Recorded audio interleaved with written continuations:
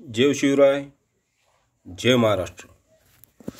ज्यांना कोणा आरोग्यासाठी आधी हड्डी संबंधित विकार असतील आणि ज्यांना आपलं शरीर हे कायाकल्प करायचं असेल, फक्त हड्डीमध्ये कायाकल्प हो, पूर्ण शरीराचा म्हणजे त्याच्यात कांती आलेली नाही आहे हो, काचीचा आणि फक्त हड्डीचा विषय।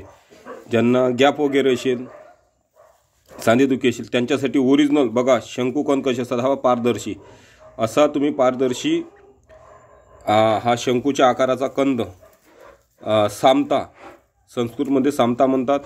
आणि हा जो कंद आहे तर हा दुधामध्ये तुम्ही याचे स्लाइड करून कापा करून तुम्ही याला खाऊ शकता। याला प्रचलित भाषेत अमरकंद असे म्हणतात। ज्यांना कोणाला जर हे कंद लागत असतील तर मी हे लाल मातीमधले आहेत, बघू शकता तुम्ही, याचा कलरही बघू शकता थोडाफार असे पारदर्शी। जर तुम्हाला कुठे भेटत असेल तर तुम्ही तुमच्या पद्धतीने घ्या, किंवा माझ्याकडून जर लागत असेल तर तुम्हाला हमी प्राईजमध्ये आणि न सडणारे कंद मी तुम्हाला देणार आहोत।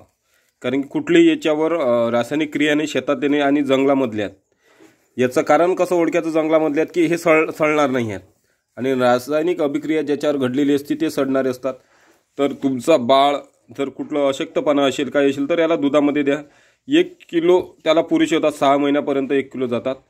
बघा गॅप, सायटिका, हड्ड्यांची ढिसूळता, कॅल्शियमची कमी, फक्त मी जे सांगत आहोत त्याच्यावर लक्ष ठेवा तुम्ही की हे फक्त दुधामध्येच चिप्स करून द्यावे। तुम्ही जर तसं खाल्लं तर काही होत नाही, पण कमीत कमी 3-4 तास तुम्हाला तुमच्या घशामध्ये काटे रुतल्यासारखं होणार आहे। तर त्या कारणाने याचा जो आहे ना तर याचा प्रभाव त्याच्यामध्ये कमी होतो दुधामध्ये, आणि दुधामध्येच खाण्याची योग्य वेळ आहे। बघून घ्या सर्व महाराष्ट्रातील आपले मराठी बांधवांनी, तुमच्यासाठी हे अमरकंद, ओरिजिनल अमरकंद घेऊन शंख पद्धतीचे असतात। जर असे मिळत असतील तरच घ्या, कुठून माझ्याकडून घ्या अशी अपेक्षा नाही आहे। तुमचं आरोग्य तुमच्या हाती आहे।